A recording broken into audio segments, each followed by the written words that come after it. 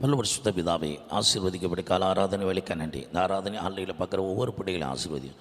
பிதா குமார பரிசுத்தாவின் நாமத்தினாலே இயற்கை கால சாதகமாகி கரண்டு தடையலாமல் கிடைத்து இதில் பங்கு வர மக்களை ஆசீர்வதித்து உடைய நாமத்தை மகிமைப்படுத்தும் அடியான மறைத்து நீர் மகிமைப்படும்.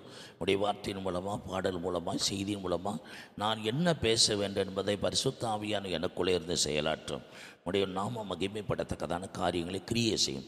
இயேசு கிறிஸ்துவின் ஜெபிக்கிறோம் ஜீவனுள்ள பிதாவே, ஆமென். அல்லேலூயா, அல்லேலூயா, அல்லேலூயா. இந்த ஆராதனை வேலையை ஆன்லைனில் ஒவ்வொரு வாரம் பார்த்து ஆசீர்வதிக்கப்பட்டு வருகிறீர்கள். கர்த்தர் உங்களை ஆசீர்வதிப்பார். பாடலுக்கு முன்னதாக, செய்திக்கு முன்னதாக பாடலை நாம் ஒருமித்து பாடி கர்த்தருடைய நாமத்தை மகிமைப்படுத்துவோம். எல்லாருக்கும் தெரிஞ்ச பாடல், பழைய பாடல். என்னோடு சேர்ந்து கர்த்தருடைய நாமத்தை மகிமைப்படுத்துங்க. Praise the Lord. Hallelujah.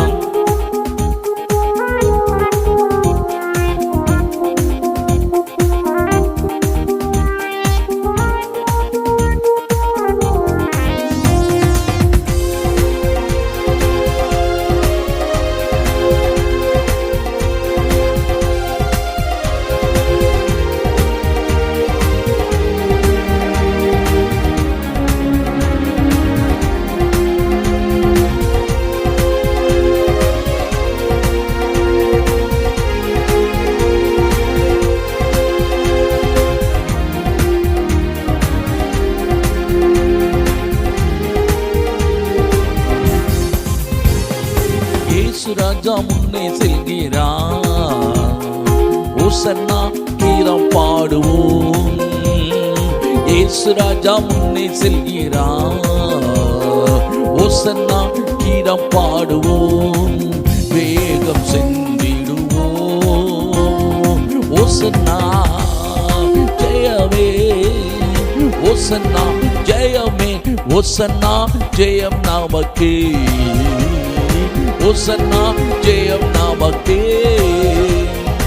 அல்லேலூயா துதி மகிமை, அல்லேலூயா துதி மகிமை, அல்லேலூயா துதி மகிமை, என்றும் அல்லேலூயா துதி மகிமை. இயேசு ராஜா எங்கள் ராஜா, இயேசு ராஜா எங்கள் ராஜா, என்னென்றும் போற்றிடுவோம். ஓசன்னா ஜெயமே, ஓசன்னா ஜெயமே, ஓசன்னா ஜெயம் நமக்கே, ஓசன்னா ஜெயம் நமக்கே. துன்பங்கள் சூழ்ந்து வந்தாலும், தொல்லை கஷ்டங்கள் தேடி வந்தாலும், துன்பங்கள் சூழ்ந்து வந்தாலும், தொல்லை கஷ்டங்கள் தேடி வந்தாலும், பயமும் இல்லை கலக்கம் இல்லை, பயமும் இல்லை கலக்கம் இல்லை, கர்த்தர் நம்முடனே.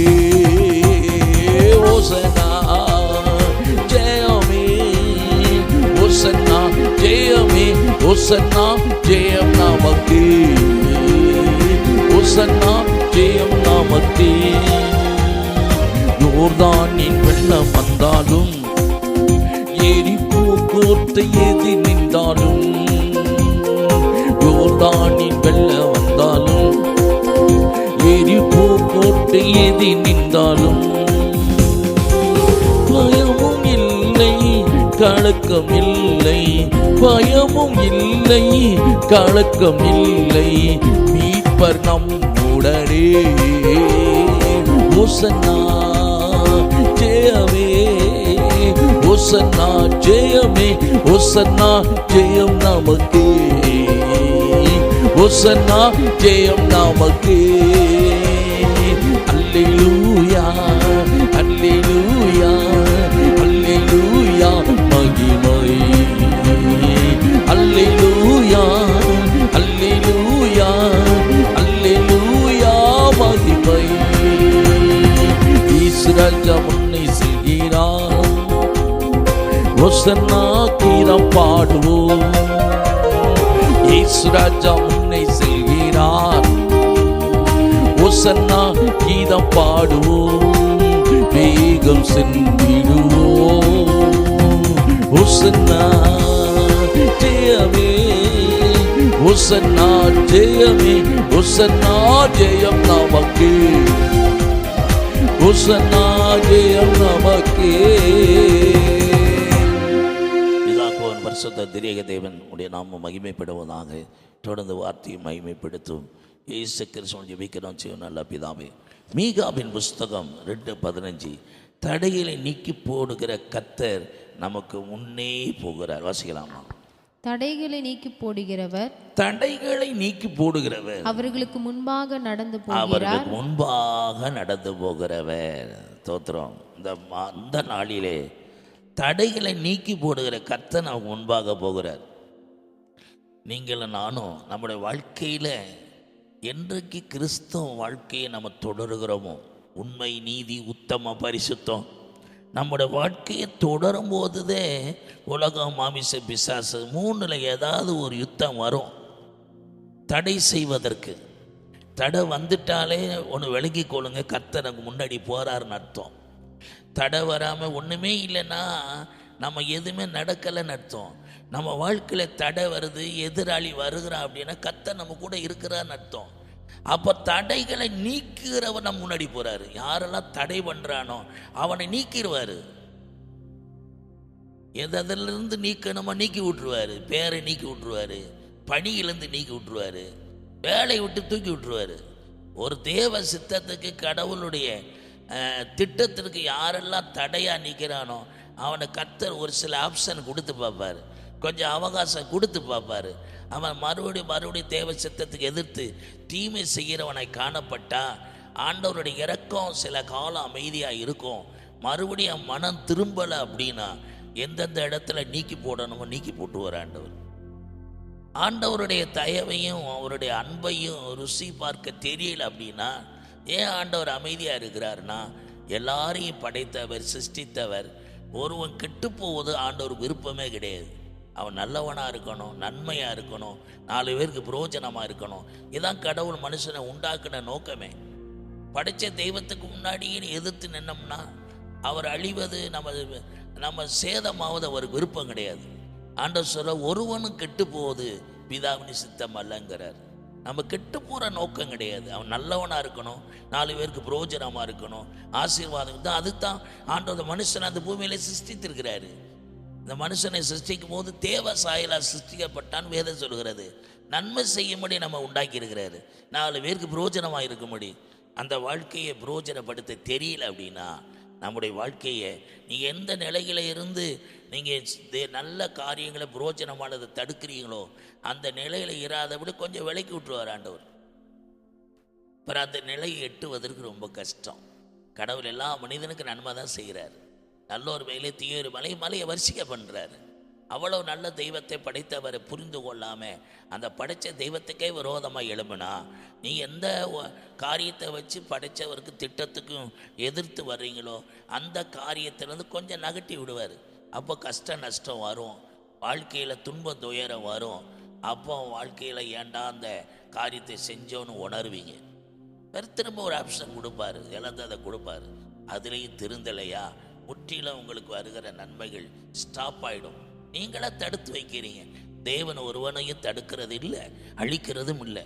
வருகிற ஆசீர்வாதத்தை, நன்மையை நாமளை அடைச்சி வைக்கிற மாதிரி. இந்த செய்தி கேட்குற தேவ பிள்ளைகள் வாழ்க்கையில் இஸ்ரேல் ஜனங்க எகிப்து விட்டு புறப்பட்டாங்க. 430 வருஷம் ஆச்சு. புறப்பட்ட மக்களை பார்வோனுக்கு என்ன இவ்வளோ நாளும் அடிமையாக இருந்து நல்ல தேசத்தை நல்லா கட்டிட்டான். நல்ல பட்டணங்கள் செழிப்பாக இருந்த அந்த அடிமைகளை வச்சு நல்ல செழிப்பாக வாழ்ந்துட்டான். இனி இந்த அடிமைகள் நம்மளை விட்டு போகக்கூடாதுன்னு உபாய தந்திரம் பண்ணி அந்த மோசையை எதிர்த்து நின்று, உங்கள் ஆண்டவர் அவ்வளோ பெரிய ஆளா, என் கைக்கு எப்படி காப்பாற்றுவாருன்னு பார்ப்போம் அப்படின்னு சொல்லி அவர் மோசையோடு போராடும் போது ஒரு 10 விதமான அற்புதங்களை செய்தார். வானத்தில் பூமியில் அவர் தான் பெரியவர் காமிச்சார். அவர் சொல்கிற அந்த நேரத்தில் மாத்திரம் பணிவான், அடுத்து அவன் செய்ய வேண்டியதை செய்வான். எப்படி பார்த்துக்கிட்டே இருந்தார் ஆண்டவர். கடைசி ஒரு வாதையை அனுப்பினார், ஒரு பனிஷ்மெண்ட் கொடுத்தாரு. ராஜா முதல் கடைசி மகன் தலை பிள்ளைகளாம் மரணம் நேரிட்டது. அதை கண்டவுடனுக்கு பயம் வந்துருச்சு. உடனே எகிப்து தேசத்தில் யாத்திராகமம் 12வது அதிகாரம் இஸ்ரேல் ஜனங்களுக்கு ஆசாரியன் மோசையும் ஆரோன்ட்ட சொல்றாரு. என்ன கற்றுக் கொடுத்தாரோ அதன்படி செய்கிறாங்க. அதன்படி செய்யும்போது அங்கே இஸ்ரேல் ஜனங்கள்லாம் காக்கப்படுறாங்க, எகிப்தில் உள்ள மக்கள்லாம் சேதப்படுறாங்க. இதை கண்ட உடனே ராஜா இரவுல அவனுக்குள்ளே ஒரு பயம் வந்துருச்சு.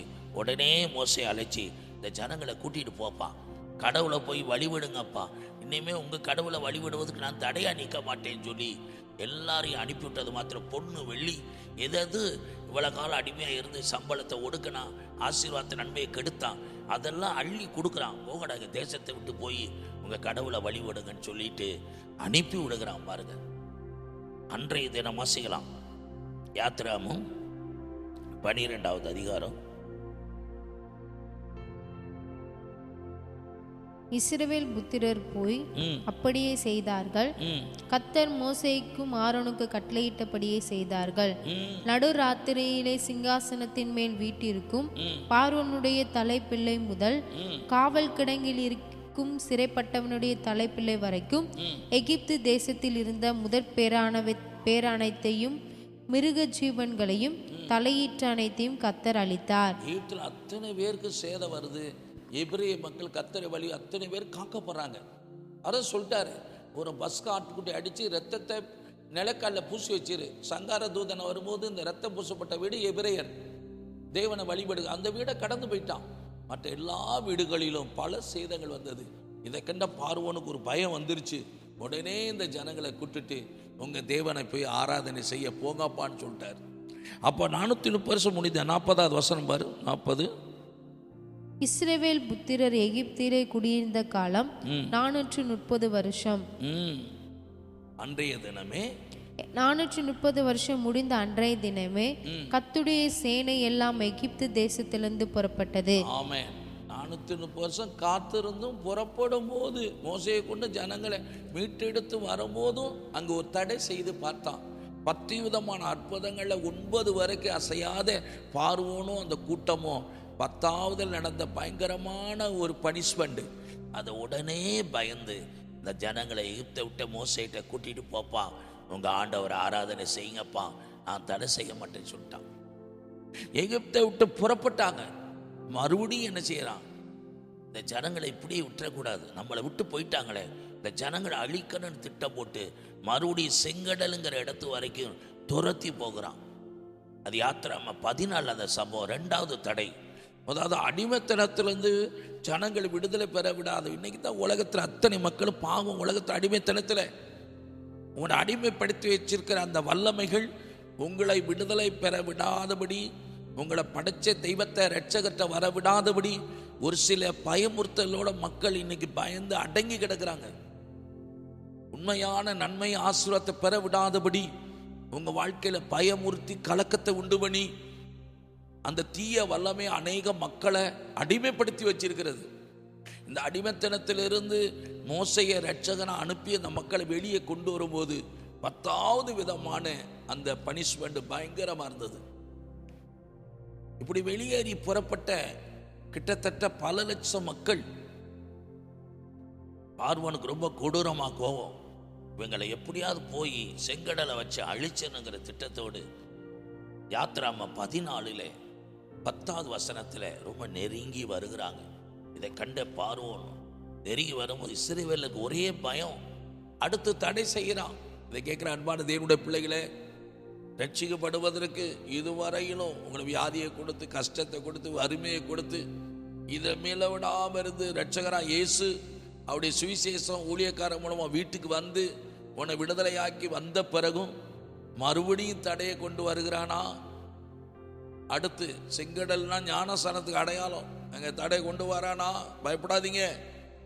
அந்த தடை வந்த இடத்துலையும் யாத்திராம 14 சொல்றாரு, நீங்க பயப்படாதீங்க. மோசே சொல்றாரு ஜனங்களை பார்த்து, நீங்க சும்மா இருங்க, கர்த்தர் உங்களுக்கு செய்கிற ரட்சிப்பை பாருங்க அப்படின்னு சொல்லிட்டு 16வது வசனத்தில் உன் கையில் இருக்கிற கோலை நீட்டுப்பா அப்படிங்கிறார். வாசிமா.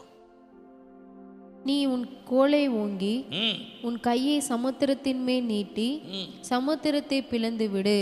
அப்பொழுது இஸ்ரவேல் புத்திரர் சமுத்திரத்தின் நடுவாக வெட்டாந்தரையிலே நடந்து போவார்கள். 2வது தடை, கடல்ல வச்சு மூழ்கடிக்கல நினைச்சான், எகிப்திலேயே கொல்ல நினைச்சான், அதுக்கடுத்து செங்கடல் அழிக்க நினைச்சான். இந்த செங்கடலையும் மோசையை கொண்டு பிளந்து உலர்ந்த தரையில் நடக்குது போல லட்சம் ஜனங்கள், சிறு பிள்ளைய, வாலிபர், குடும்பம், மிருக ஜீவன்கள் ஒன்று கூட சேதம் இல்லாமல் அந்த தடைகளை தாண்டி இந்த செங்கடலை கடந்து வந்தாங்க.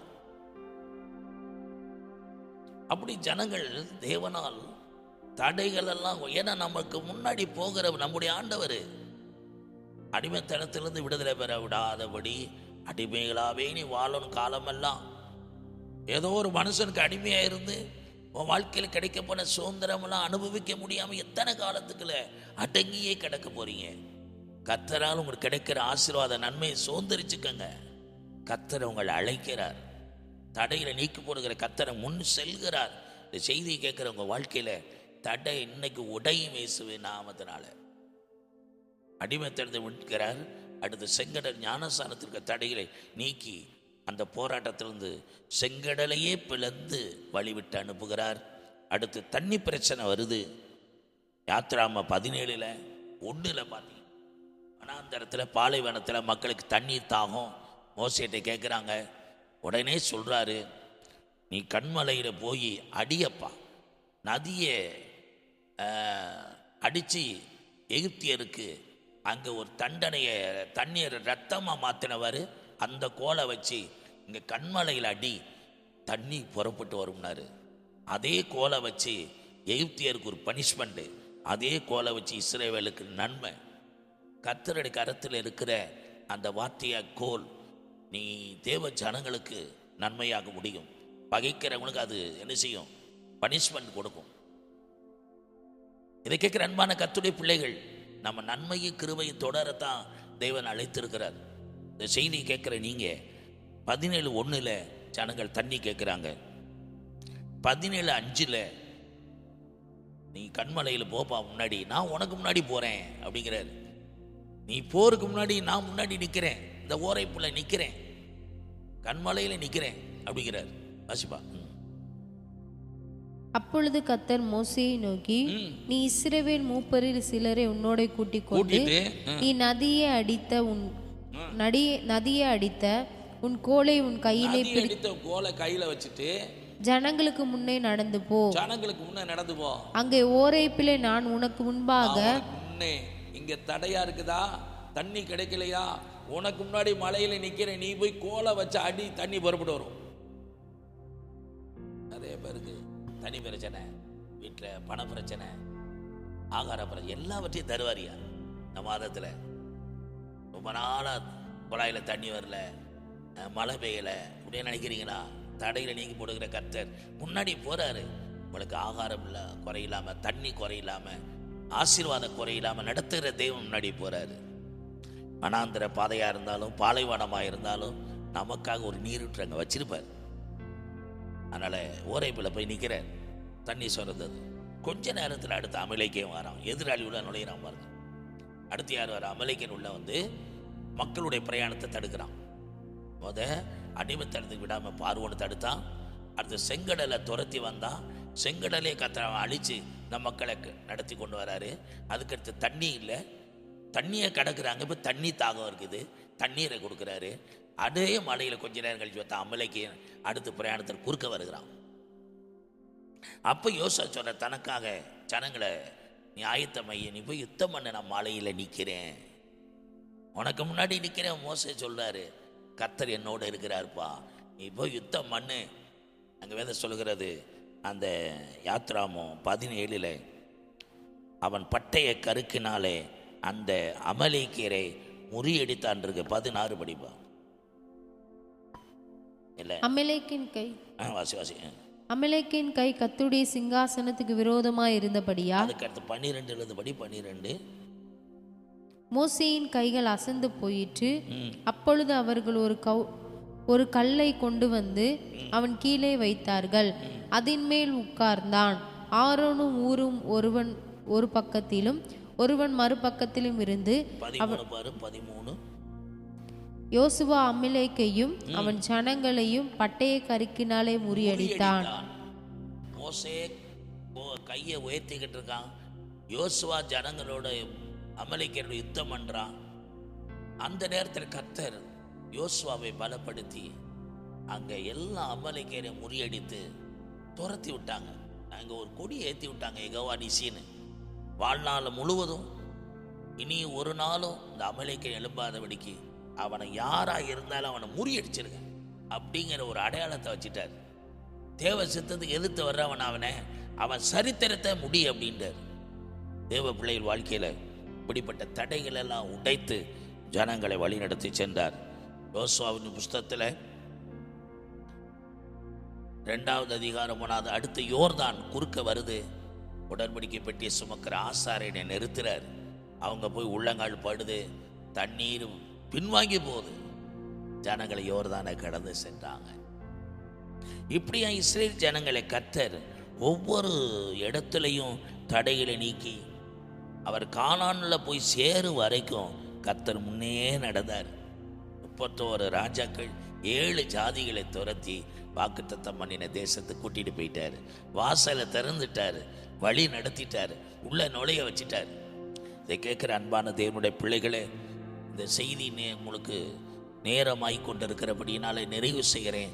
இஸ்ரேல் ஜனங்களுடைய பிரயாணங்களில் எத்தனை தடை வந்தாலும் கர்த்தர் முன்னடையில் எண்ணி தடைகளை நீக்கி அந்த வாக்குத்தத்தம் பண்ணின தேசத்தில் அன்றைக்கு நடத்தி சென்ற மோசே அவருக்கு இடையிலே தடை வந்தாலும் அதுக்கு அடுத்த ஸ்தானத்தில் யோசுவாவிட்டை கொடுத்து அந்த வாக்குத்தத்தம் பண்ணின தேசத்துக்களை கூட்டி சேர்த்து மக்களை சுதந்திரிக்க வைத்த தேவன் இன்றைக்கு உங்கள் வாழ்க்கையில் எதெல்லாம் தடை இருக்கிறதோ தடைகளை நீக்கி போடுகிற கர்த்தர் உங்களுக்கு முன்னே செல்கிறார்.